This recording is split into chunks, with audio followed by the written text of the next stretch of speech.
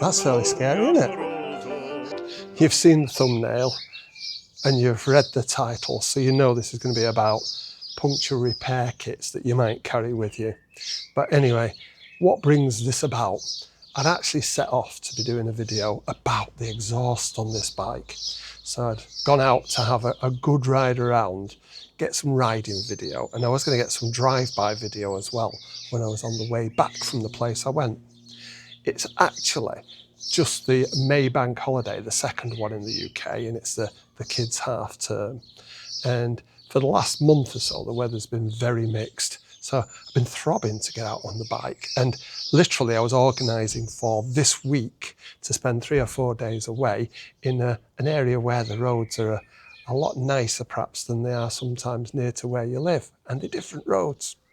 But anyway, I was out on a ride and I decided to call in at Seaways, which is a motorcycle cafe in the East Riding of Yorkshire.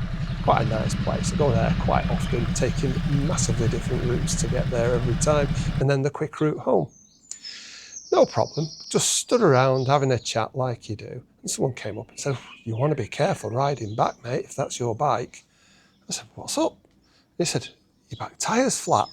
You might not be able to see it now, but it actually was completely flat.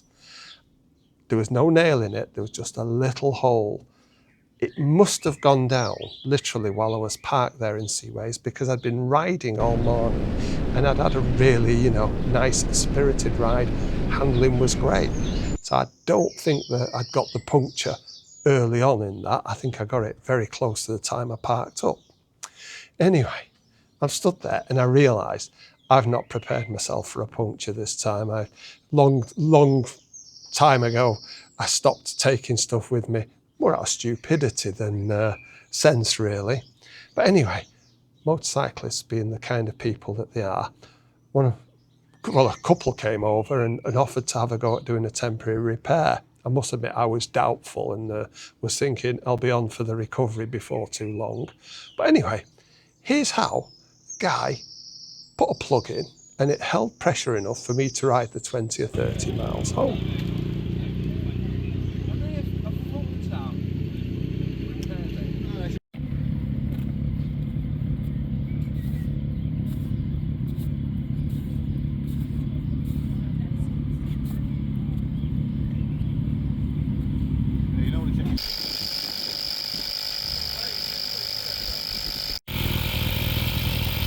That's what they're designed for, not as a repair.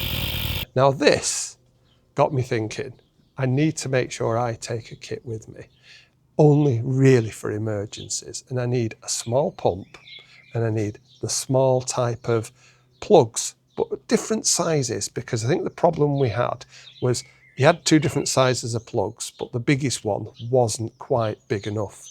Having got home and got it sorted, I've now got the debacle of getting a new tyre. At first I thought about having a repair, but on this Multistrada, which I do love, they reckon the rear tyres do 4,000 to 6,000 miles, and this one's on 4,700, so it's not quite on borrowed time, but looking at the wear indicators, it would soon be, so it's probably just not worth repairing. So I now need to find somewhere that will fit a tyre reasonably quickly. And as a lot of the local bike shops are shut for the bank holiday and frequently are mowed out at this time of the year, my worry is by the time I get a tyre, the weather will be back to the usual British summer of mostly damp. To try and make it a little bit quicker, I'm actually going to take the wheel in. And the wheel on these single-sided Ducatis is a bit of a palaver to take off because it has a fancy nut on the end of it, single-sided sprocket, single-sided swing arm and all that. I've got the right thing to do it, so this is me taking the rear wheel off. To remove the rear wheel, you actually have to take the exhaust off. With some very short stubby exhaust, you might get away with it, but basically it's a case of remove the heat shield, which is usually with Allen screws, and there's one bolt that holds this on, an Allen headed. You access it from behind and underneath, and it's a 7mm, and then you undo that and it should just pull off pretty much like that. And even the original one should come off like that. Before trying to undo the rear wheel, I've put the front wheel against the side of the garage and I've put it on the side stand so that the tyres are on the ground so that I can use the brake to help me when I'm actually undoing the nut, which should be fairly tight. With it being a single-sided swing arm, there's just this one nut that you need a special tool for to take it off. I'll show you that in a second. And once it's on, there's this fancy clip that clips down and you might be able to see there's holes. So the idea is when you've got it matched up so there is a hole that lines up with a slot, you can put this bit through. So let's see about taking this off. So that came out okay. There we go, not a problem. The tool that you buy tends to give you the front wheel one and the rear wheel one. And basically it just fits on like that. It's a 1/2 inch drive and you are going to need some beef to actually move this because this is torqued up supposedly to 230 Newton meters. Right, let's see how we go on. Okie doke. Now it is a standard nut, it's not left hand thread or anything, so it should come towards me.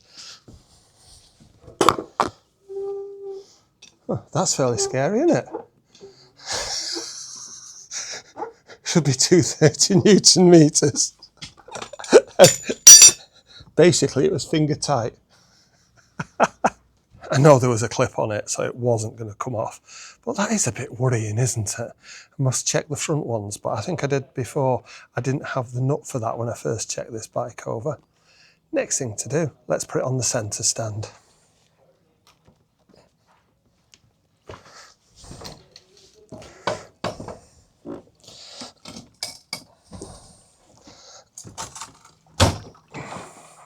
Remove the nut.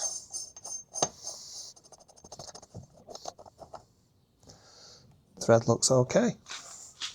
And there should be a spacer as well, I hope.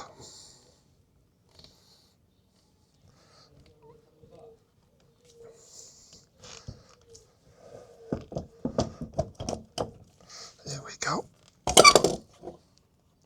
And cut him off. Whoops. Let me just check. Pretty confident that was that way around. And that was on the outside, so I need to keep my eyes on them when they go back in. Doesn't look too bad. Well, getting a new tyre wasn't as hard as I expected. I did actually get the nearest bike shop, which is probably only about 500 yards away from where I live, to do it, and they've done it, you know, literally dropped it off one day, got it the next. It's a shame that everywhere was shut though for the 3 or 4 days before that. The thing that's surprising me the most though, which is quite a shock, is just how wore the other tyre was. The tread on this is actually massively deeper than I thought it was going to be. So that's a good thing, makes you feel better about spending the money. I left the bike on the centre stand in the garage and I positioned it so that I could just loosely put the wheel back on, just nip it up and then push it in, took the wheel off, took it to the shop like you do, and now I just need to loosely put it on, pull it out and get it torqued back on. Before I torque it though, I am going to give it a final clean and grease everything, including the threads, as recommended. So it should. Looks like I nipped it up nearly as tight as it was before I took it off originally. So I'll give all this a clean with a bit of brake cleaner, then put grease on.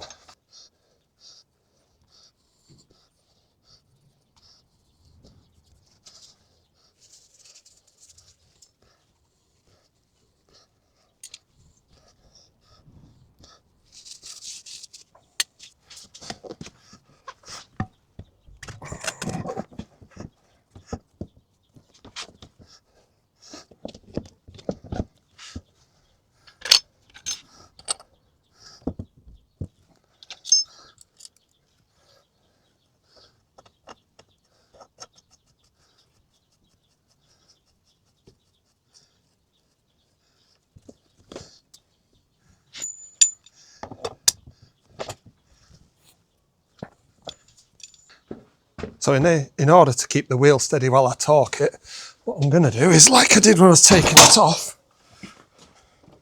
put it on its side stand, up against something. Right, get the torque wrench.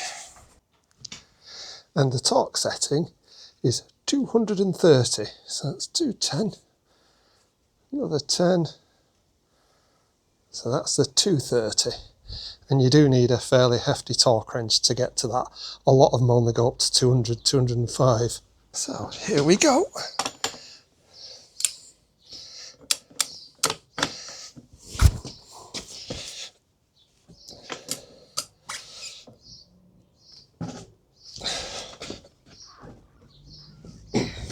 Right, I'm going to go and get someone to stand on the brake for me. So I've put it in first. I've got someone with their foot well pressed down on the rear brake, and let's see if we can get it on this time.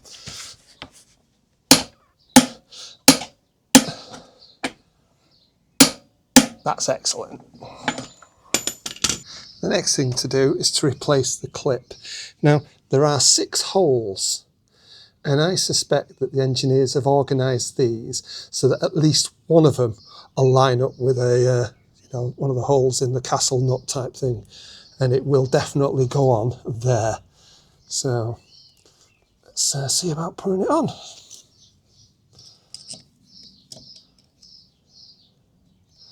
That's going to go in there. You can see it come through. Yeah, it might look flimsy, but that nut's not coming off. The next thing is to replace the exhaust, making sure that it catches on the little notch under here. I've slathered it all with some copperies so it should go on nicely and come off nicely next time I do it. So as all exhausts are different, I won't make you watch through that. That's the exhaust back on now. All of the screws have been nicely slathered with copperies so that they'll come undone again in the future. Took a while just to line it up correctly. I've rechecked the torque on both sides of the rear axle, so I'm confident that it's not quite just finger tight anymore. Final thing I'm going to do, because I'm a bit tyre nervous, as you can imagine now. I've got a new tyre, I'm sure they pumped it up to the right pressure, but I'm going to use my portable compact tyre inflator to check the pressures on them. And in future, I'm going to be carrying this with me and some of these nice little screws that got me out of the trouble with the puncture that I had. Now, I am going to buy a variety of sizes of these, and I'm going to look at getting perhaps a smaller one of these. If you look in the description, you might find I've put links to them so that you could buy the same sort of thing as me. But after my experience this time, definitely going to be carrying a pump, definitely going to be carrying a few of these screws in future in the car as well, because you never know when you're going to get caught out. If you've enjoyed this, why not give us a thumbs up and subscribe? You can see what else we've been doing with this bike and with the other bikes that we've got. We've even got a couple of cars we play about with. Thanks very much for watching.